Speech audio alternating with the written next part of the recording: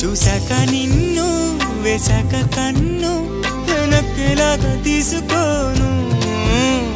ఏం చెప్పుకోను ఎడు తప్పుకోను నువ్వొద్దన్నా నేనొప్పుకోను నువ్వేసే గవ్వలాటలు మెలేసే గళ్ళబాటలు నీదాకా నన్ను రప్పించింది నువ్వేలేవమ్మా నిజంగా నెగ్గడం అంటే ఇష్టంగా ఓడడం అంతే